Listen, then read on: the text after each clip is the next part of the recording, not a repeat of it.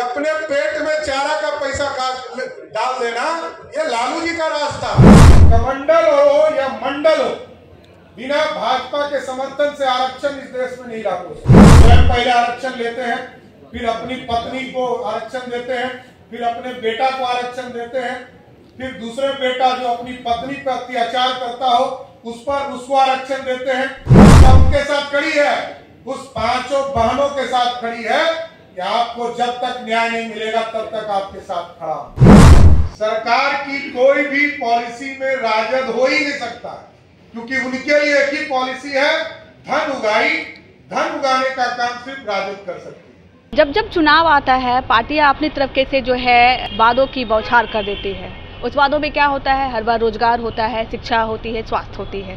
तो इस बार भी पार्टियां कुछ अलग नहीं कर रही है, वादों की बौछार लगा रही है। आपने मैनिफेस्टो देखा होगा राजद का, जिसमें कि 1 करोड़ नौकरी देने की बात कही गई है। अग्निवीर जो स्कीम, उसको हटाने की बात कही गई है। पुरानी पेंशन स्कीम लाने की बात कही गई है। बहुत सारे वादे हैं उसको लेकर। उसके बाद जो है फिर बीजेपी मैनिफेस्टो जारी करती है, जिसमें कि वही शिक्षा, रोजगार और विकास की वादों की बौछार है।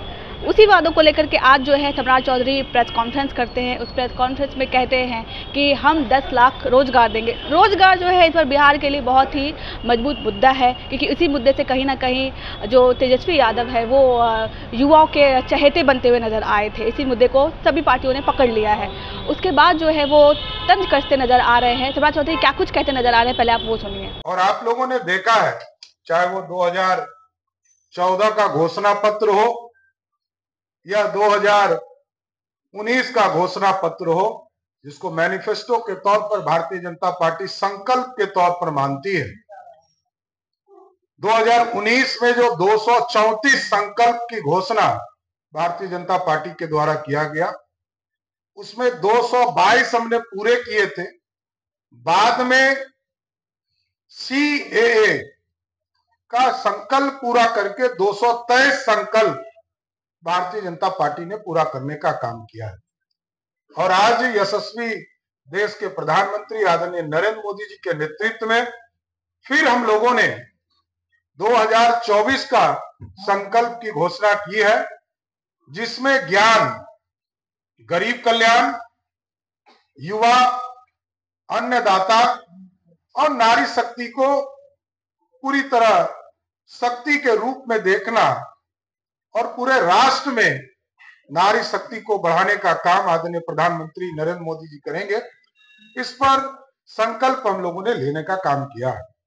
गरीब कल्याण में लगभग 80 करोड़ लोगों को सीधा मुफ्त अनाज, कोरोना जैसे भीषण आपदा को देखने के बाद पूरे दुनिया आज तक उससे उबर नहीं पाई है, लेकिन भारत के यशस्वी प्रधानमंत्री आदरणीय नरेंद्र मोदी जी ने भारत को उबारा भी, और आज भारत श्रेष्ठता की ओर बढ़ रहा है।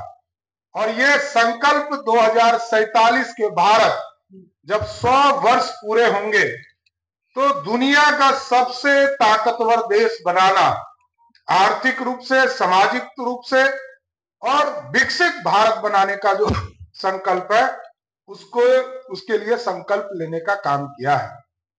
इसलिए आज गरीबों की चिंता करना नरेंद्र मोदी जी की सरकार का पहली प्राथमिकता है।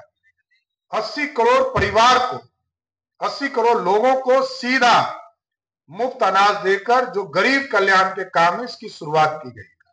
और उसके साथ साथ पूरे देश में और बिहार, जहां डबल इंजन की सरकार की लोग चर्चा करते थे कि डबल इंजन की सरकार में क्या फायदा मिल रहा है, तो बिहार जैसे प्रदेश में उसका उदाहरण देखने को मिला।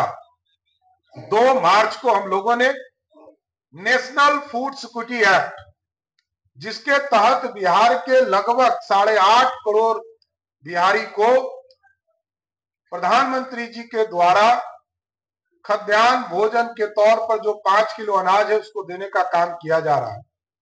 उसी के साथ हम लोगों ने टैग किया कि जितने लोग नेशनल फूड सिक्योरिटी एक्ट के तहत आते हैं उन सभी लोगों को, क्योंकि इसमें 1 करोड़ 21 लाख परिवार नरेंद्र मोदी जी की सरकार के द्वारा, भारत सरकार के द्वारा उस परिवार को देने का काम किया जा रहा है।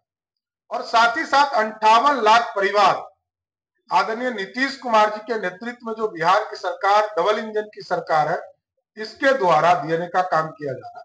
दोनों मिलाकर लगभग 8.5 करोड़ बिहारी को 5 किलो अनाज की भी गारंटी है और 5 लाख तक के मुफ्त इलाज कराने की भी व्यवस्था है। तो ये पूरी व्यवस्था इस देश में करने का काम किया जा रहा है।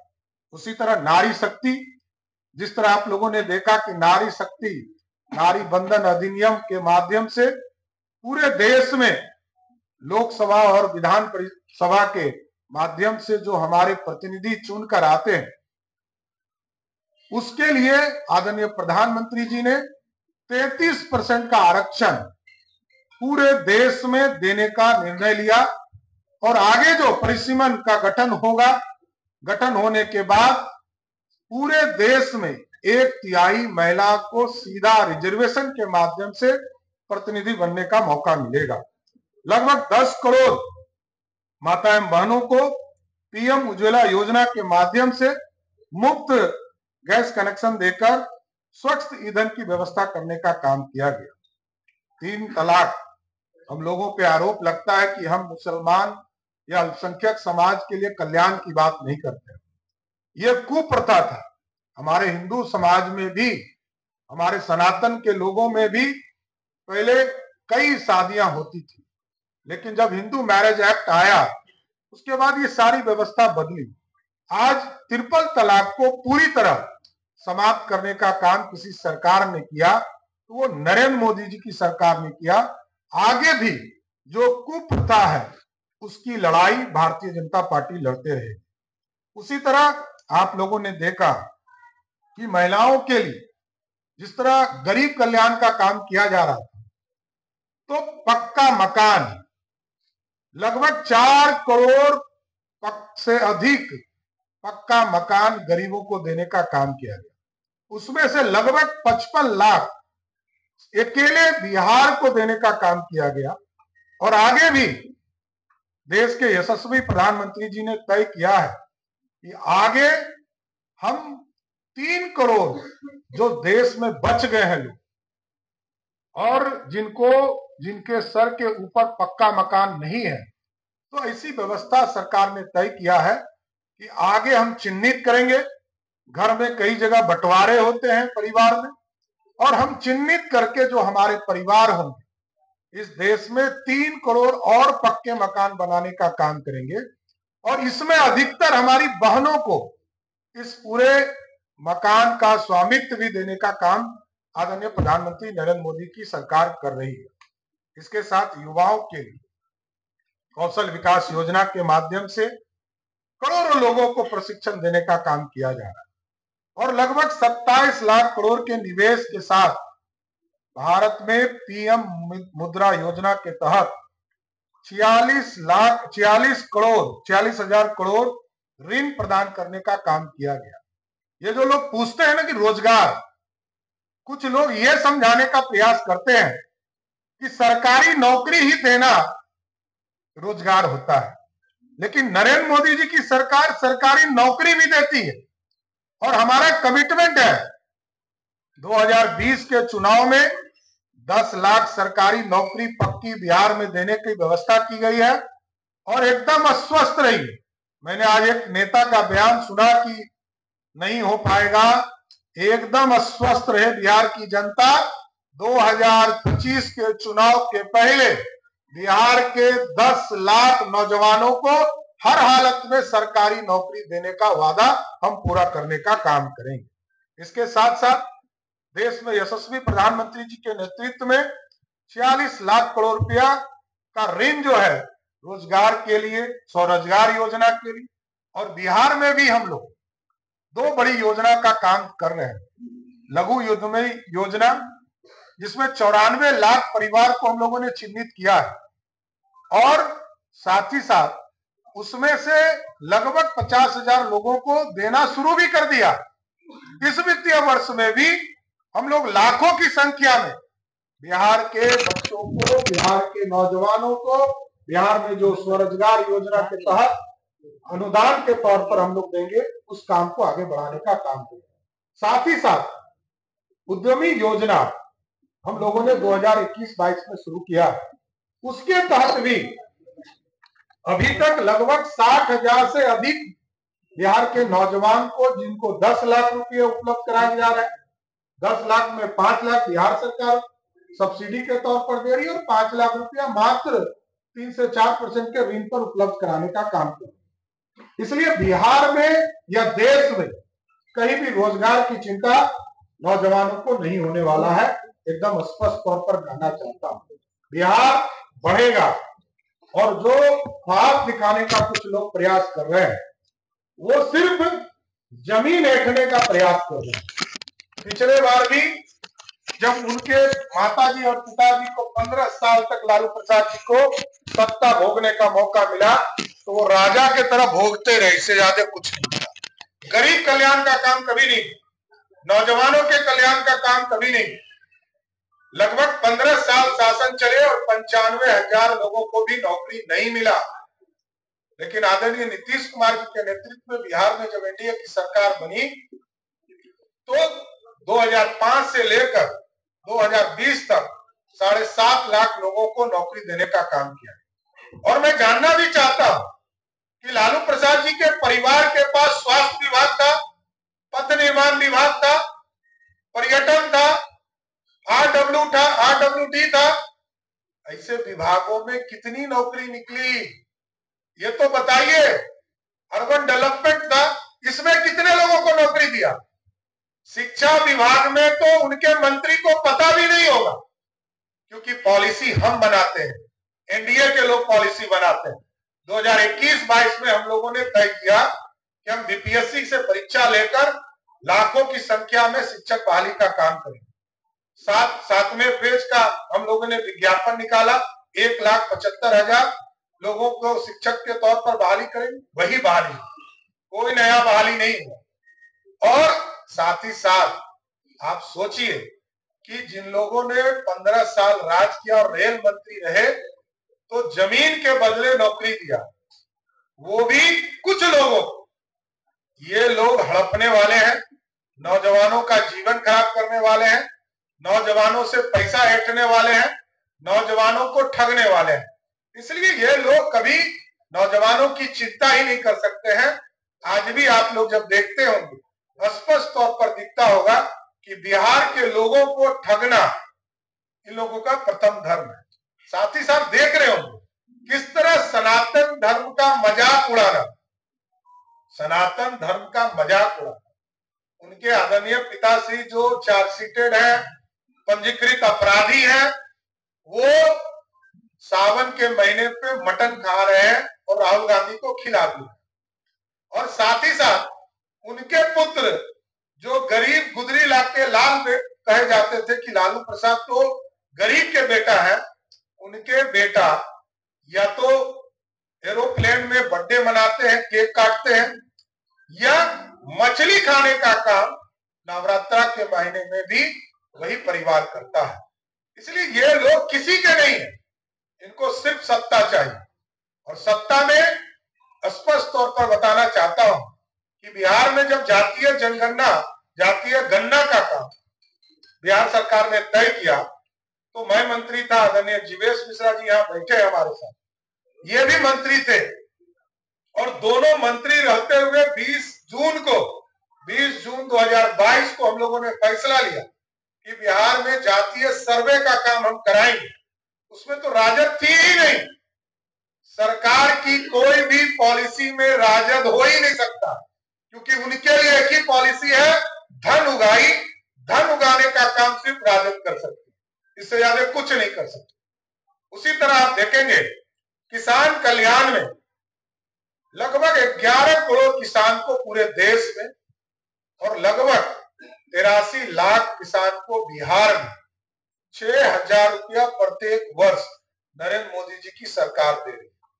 इसका मतलब है यूपीए जहां मात्र 36,000 करोड़ रुपया देकर उसमें भी घोटाला कर लोगों को यह कहती थी कि हमने किसानों का कर्जा माफ कर दिया, लेकिन नरेंद्र मोदी जी की सरकार ने तो तय कर दिया 11 करोड़ किसान 11 करोड़ किसान को सीधा साल के 3 बार 2-2 हजार रुपया देकर किसानों को, चाहे वो कीटनाशक दवा हो, पानी की व्यवस्था करना हो, बीज की व्यवस्था करना हो, किसान को आत्मनिर्भर बनाने में पूरा सहयोग करने का काम किया जाए।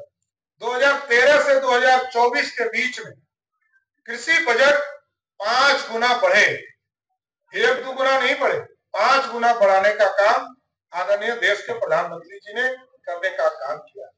सुरक्षित भारत बनाने का काम आज देश के प्रधानमंत्री जी ने तय किया और सुरक्षित भारत का स्पष्ट मानना है कि भारत के तरफ कोई आंख नहीं दिखा सकता।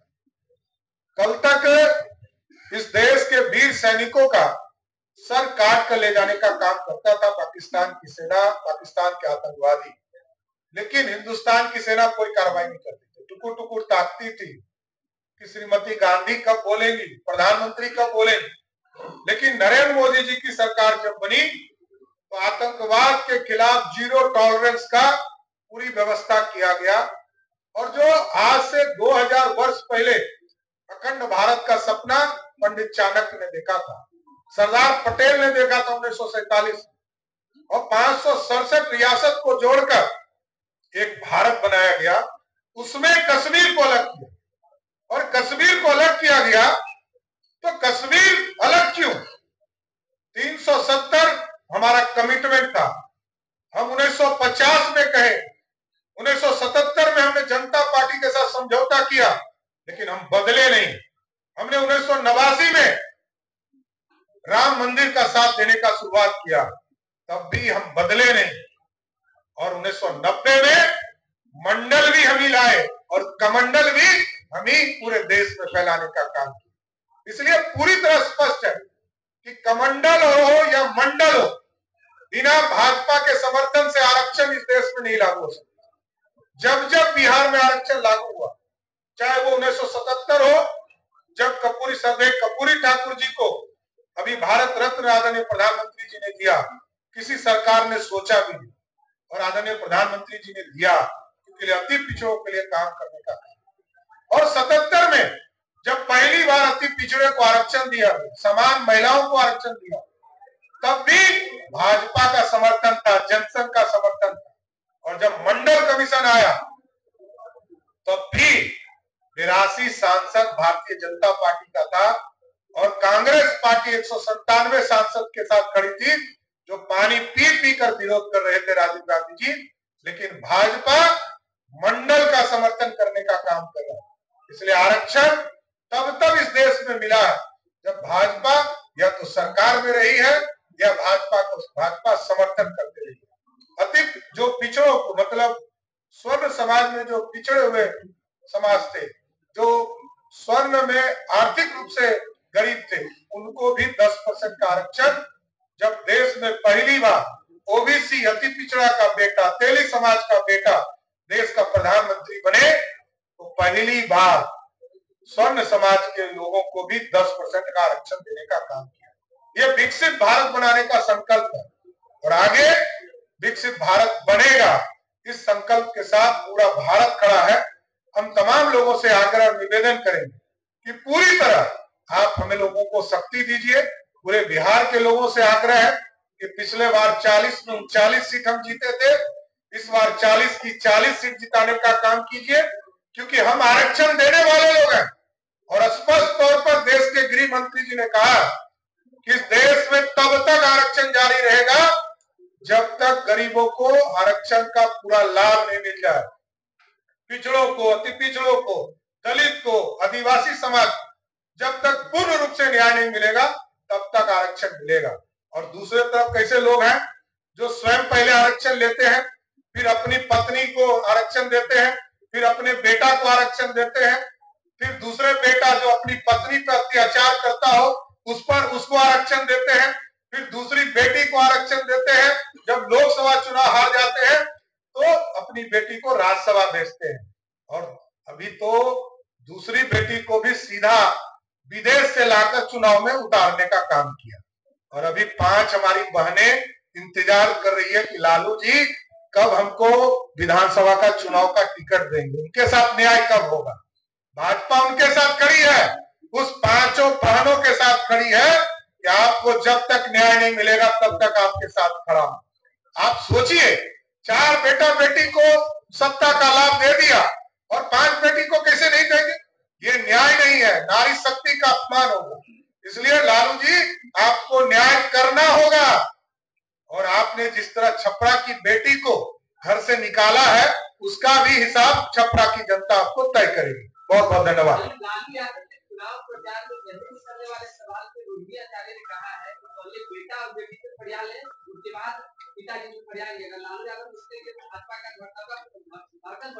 देखिए, लालू जी बिहार में एक पंजीकृत नेता है, अपराधी जिसको कहते हैं ना, पंजीकृत अपराधी। कोई नेता यदि पंजीकृत अपराधी हो तो वो निकल के क्या करेंगे। मेरा तो स्पष्ट मानना है, शराब माफिया, बालू माफिया, जमीन माफिया, जो इससे जुड़ेंगे उसको हर हालत में बिहार छोड़ना होगा, नहीं तो बिहार के जेलों में रहना। लालू प्रसाद यादव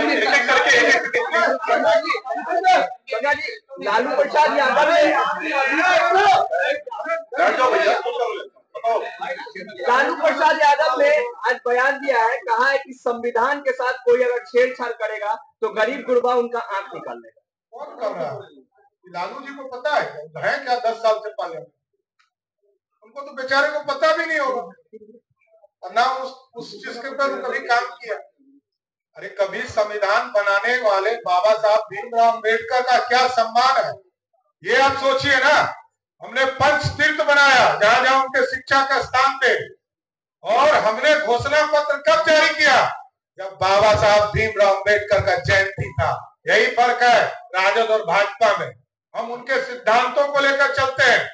हम सिर्फ अपने परिवार की चिंता नहीं करते हैं, हम देश की चिंता करते हैं। और भाजपा का स्पष्ट तौर पर मानना है, देश को श्रेष्ठ बनाना है, परिवार को श्रेष्ठ नहीं बनाना।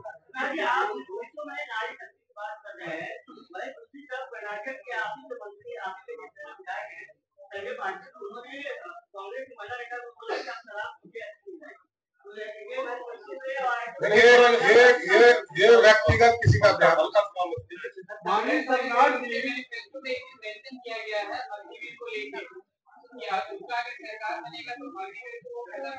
अरे सरकार बनेगा क्या, ये अपने आप में मजाक है।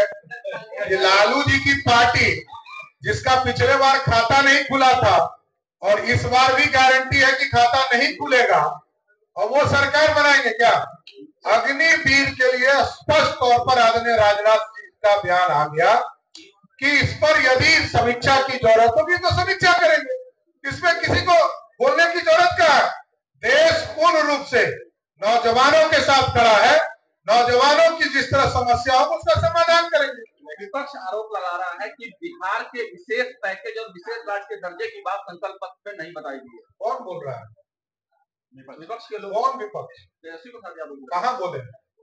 एक बयान बता दीजिए। लेकिन मैं बताता हूँ, आदरणीय राबड़ी देवी जी बिहार के मुख्यमंत्री थे और श्रद्धेय अटल बिहारी वाजपेयी जी बिहार की राजनीति के लिए बिहार आए थे और 4000 करोड़ का पैकेज दिया था, और लालू प्रसाद जी के नेतृत्व में बिहार में सरकार चल रही थी।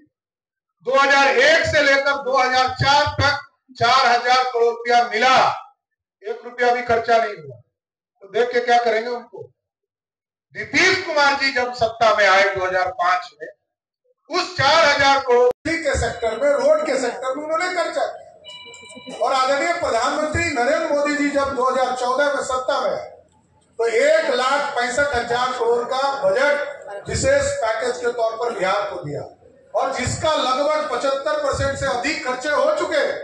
और मुझे गर्व है बिहार का, मैं फाइनेंस मिनिस्टर भी हूं और आदरणीय नीतीश कुमार जी के नेतृत्व में काम कर रहा हूं। 2,61,000 करोड़ के बजट में 2,46,000 करोड़, मतलब 95% राशि खर्चा करने वाला बिहार राज्य है। तो हम खर्चा करते हैं, ये लालू जी का राज नहीं है। ये अपने पेट में चारा का पैसा डाल देना, ये लालू जी का राज था। गरीबों का नौकरी खा जाना, ये लालू जी का राज होगा। ये नीतीश कुमार जी और एनडीए की सरकार है, ये मोदी की सरकार है। गारंटी है भ्रष्टाचार करेंगे तो जेल जाना ही होगा। सुधा चौधरी कहते हुए नजर आ रहे हैं कि रोजगार की बात जहाँ तक बात है, जहाँ तक राजद ने मैनिफेस्टो जारी किया है, जुबान है, कुछ भी कह सकते हैं, कुछ भी बोल दे, लेकिन उसके बाद वो लालू परिवार पे बात करते हैं, उनकी बेटियों पे बात करते हैं और कहते हैं कि जो बच्चे हैं वो अभी आए हुए हैं राजनीति में, आगे के जो और बच्चे हैं वो भी आएंगे, हम उनका स्वागत करते हैं, हम उनका साथ देंगे और क्या कुछ कहते हुए नजर आ रहे हैं। आपने सुना, बाकी आपको हमारा ये वीडियो कैसे लगा आपने ज़रूर बताइएगा। तब तक के लिए धन्यवाद।